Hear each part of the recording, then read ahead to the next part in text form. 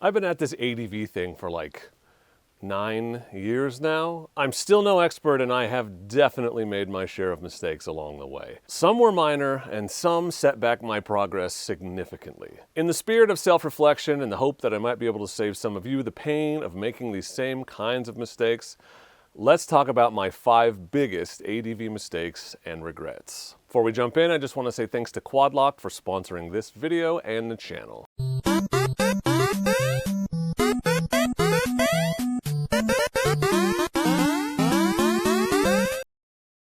The first major mistake I made in the world of ADV riding was I destroyed a brand new clutch in 20 minutes of trail riding. How, you might ask? Well, let me take you back to a very different time, the year 2017. Duck Fan and I were taking our super heavy dual sports to the local OHV trails as often as possible. I was a terrible rider, but getting better, so I was like beginner with 2 days experience level. Mostly riding green trails because every time we tried a blue trail, we ended up our pants. I also used to spend a lot of time sitting in my garage smoking cigars and watching YouTube videos about how to ride motorcycles off-road.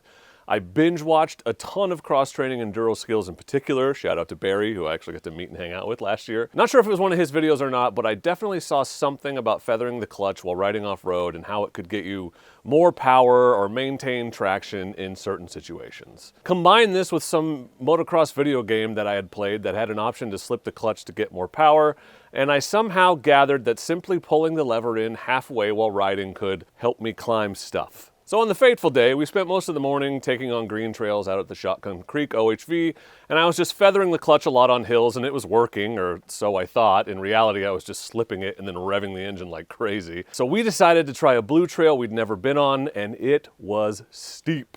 Lots of long, very steep uphills, and suddenly, and honestly, predictably, my bike had no power and would not climb. I melted the clutch on a bike with 1,000 miles on it. It was so bad I couldn't even ride back up the gravel hill to the truck without stopping every 5 minutes or so to let it cool down. Barely made it back.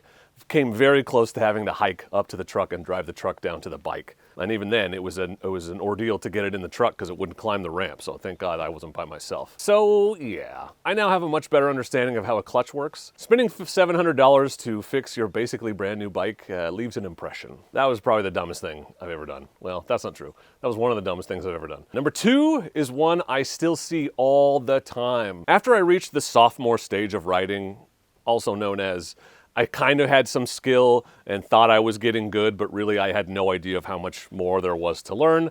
Sophomore in Latin means wise fool, which is appropriate if you've ever taught sophomores. I got it in my head that the 250L was just not enough bike and was somehow slowing down my progress as a rider. The solution? Well, obviously I needed a better bike. A better, more capable bike will obviously make me a better rider, right? The most capable bike would definitely make up for my deficiencies as a rider. It's simple math. If my riding skills are a 2, but my bike is a 10, well then that's a 12, right? Much better than my current bike that is probably a 6. 8 is less than 12. I went out and did some test rides on various bikes that I thought I was, quote, ready for. And boy, that was a different experience. I had no business at that point on a Beta 390, or even worse, the couple of 2-stroke dirt bikes that I rode that day. The fact was, at the time, I couldn't even control the decidedly mild-mannered CRF 250L. Upgrading to a faster bike that was even harder to ride skillfully and safely was not the right call. A better bike will not make you a better rider any more than a heavier weight you can't lift will make you stronger. Chances are you'll just end up hurting yourself trying to pick it up. One thing I absolutely do not regret from the last 9 years of riding on and off-road on motorcycles is using Quadlock mounts and cases on literally every bike I've ever had. Quadlock's system is simple. You put your phone in one of their cases, it has an indentation on the back, and you just lock it onto their mount. They have mirror mounts, handlebar mounts, fork stem mounts. You can take one of the bolts out of your handlebar clamps and put it there. You can put it on your navigation bar if you have like a 10RA 700. Just thousands and thousands of options, and they sure to have something that'll fit your bike. The mount is very secure, and as long as you attach it correctly, you'll have zero problems. I've never had it come loose with road vibration. I've never had it come loose in a crash, and I crash a lot. When your phone's on the handlebars, you can use it for navigation. It's a great backup for your GPS or your primary navigation I've used a few times. Idaho BDR, I used my phone to navigate the whole time. It was on a quad lock mount. I even once had to use my phone on the bars as a speedo because the Africa Twin kept blowing fuses and the dash went dark and wouldn't work. It's really nice to have my phone on my bars so it could charge while it was running and give me my speed until I got home. Quadlock makes bespoke cases for most phone models and generic stick-on mounts for all the others. Check out their full selection at quadlockcase.com. My number 3 biggest mistake in ADV riding kind of goes along with number 2. I jumped up to a big adventure bike way too early. So back in early 2020, and I mean early 2020 before the world ended, I decided it was time to get something I could take on longer adventures. So naturally I was shopping for ADV bikes. I had like 3 years of experience on the 250L, so at that point, obviously I was ready for a bigger, more powerful machine, right? I was honestly looking for a used V-Strom 650 because I had a Versys 650 at the time, and the V-Strom seemed like an easy enough bike for me to handle. That was actually a very good line of thinking. They're also a lot cheaper than what I ended up with. But then I spotted a very loaded, very low mileage 2016 Honda Africa Twin on Marketplace for a decent price. The Africa Twin was my dream ADV bike at that time, and I had always assumed I would eventually move up to one anyway. Why wait? This great deal was right in front of me. So, unfortunately, the bank said yes, and I bought myself a CRF 1000L. The seller was kind enough to bring it to my house because we had to go to the bank for him to get his money anyway, and after he unloaded it and handed me the keys, I pushed it up my driveway into the garage, which was not easy with a bike that heavy. The guy said something like, you know, you can just ride those, right?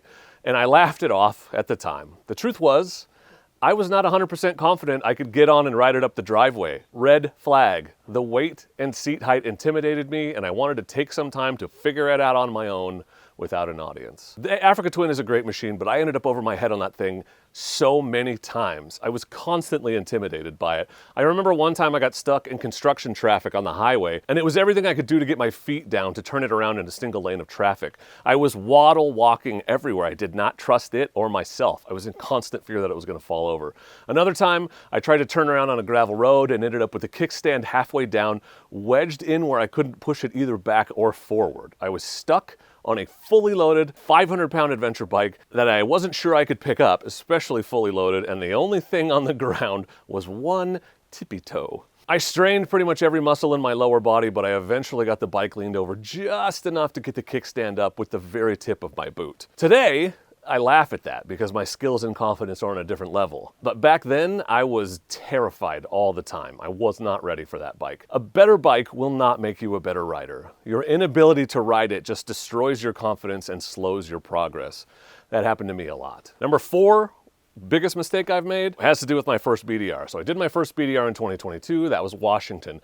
The trip did not exactly go smoothly. We started with 6 riders, and Tim and I ended up finishing alone. You can watch the whole trip on YouTube if you want more context. Let me just put up some pics, some footage of my loadout. I made a whole video on it before the trip, and many of you rightfully blasted my overpacking and constantly saying, well, it weighs nothing, so I might as well take it. I told myself I wasn't going to take anything that didn't fit on this bench, trying to give myself a goal to hit, and I cheated by leaning things up against the wall, but all my camping gear at least is on the bench. But again, that's one of those extra things I threw in when I discovered I had extra room. It weighs almost nothing. Again, I wasn't going to take both, but I have room, so I'm going to. This is another luxury that I didn't think I was going to have room for, and I totally do. I have room, and the chair weighs nothing. That table weighs nothing. One memorable comment said, "It's crazy how everything you're taking weighs nothing." Yeah. The fact was, the Washington BDR was only my second night multi-camping trip. The first one was much shorter and went through much more familiar territory. My lack of experience with the place we were going led me to plan for every just-in-case eventuality, and I brought I weighed it afterward, literally 80 pounds of gear. I had 3 ways to cook, just as an example. I had a jet boil, a separate burner and pot, and a goddamn twig stove just in case. Guess how many times I cooked on that trip? 0. If I had done more motocamping beforehand, I would have realized that part of the fun is not having anything you could possibly need, and that you're constantly going through some kind of civilization to get gas, so forgetting something is not the end of the world. I packed like I was going on a 2-week Australian walkabout, when really we were just riding some gravel roads between cities with gas stations, restaurants, and even hotels if need be. I learned a ton on that trip, and I'm glad I just jumped into it rather than hesitating until I got, quote, enough experience, and then just never actually doing it. But I do wish I'd gone on at least a couple more extended motocamping trips to refine my setup a bit. I learned the hard way. Hopefully you won't have to. Again, I thought I could figure it out on my own. Finally, and this is a big mistake I've spent a lot of time over the last few years trying to prevent all of you from making and to fix on my own end, I never got any training. Are you sensing a pattern? I was too embarrassed or worried about looking dumb or failing. I wanted to figure it out on my own, away from prying eyes, and definitely not in front of some expert trainer who would see me for the dumbass that I was. I spent years doing things badly and reinforcing bad skills, and once I got some training, it has taken years to unlearn and fix mistakes I had no idea I was making. Now I go to Canada to the XD-ADV training, and people who arrive on Sunday at the same level as young Dork, destroyer of clutches, leave on Saturday with skills and confidence that I didn't gain in literal years of figuring it out on my own. Nothing beats targeted instruction by a qualified teacher. Nothing beats in-the-moment feedback when you can receive some coaching, make a minor adjustment, and then instantly feel the difference. You simply cannot replicate the advantages of an outside observer on your own. I distinctly remember one moment on my second stint at XD-ADV where it was kind of clear one of the coaches had stopped giving me feedback about a specific thing. I finally was like, help me out, man, it still doesn't feel right, and he let me know that he'd been repeatedly telling me to keep my lower leg straight, and I just wasn't doing it. I think he assumed I didn't care to learn, or even worse, thought I knew better. The truth is, I didn't know I was doing it. I literally had no idea I wasn't doing it right. I had been doing it wrong for 7 years. The wrong position was what I was used to, so it just felt right. Get some training. Get as much as you can. These days, I take every opportunity I can get to take more classes and get more coaching. I go back to Canada every year and I learn something new every single time. Training will accelerate your progress and make you a safer and more confident rider. You'll be less likely to hurt yourself and have more fun, all while reducing the risk of destroying the bike you just spent thousands of dollars on. My biggest regret from the last 9 years, assuming I could figure it out on my own. It's possible, and I know many of you have and did as kids or whatever, but it's never going to be as fast or as efficient as getting some actual training. It will pay dividends for the rest of your riding life. I strongly encourage you to get some local training or consider traveling to a class if you have to. There are great instructors all over the country, and most ADV rallies have some training available. Be better than me. Get over yourself and let someone who knows teach you. You won't regret it. Well, that turned out to be a lot longer than I anticipated, so thanks for sticking around while I bared my soul, but now it's your turn. What is your biggest ADV regret? What do you wish you had done differently? Let us know in the comments. Thanks again to Quadlock for sponsoring this video and the channel. Unlike my riding skills, Quadlock mounts and cases have never let me down. Thank you for watching, and please do not forget to be excellent to each other. Thank you. Excellent!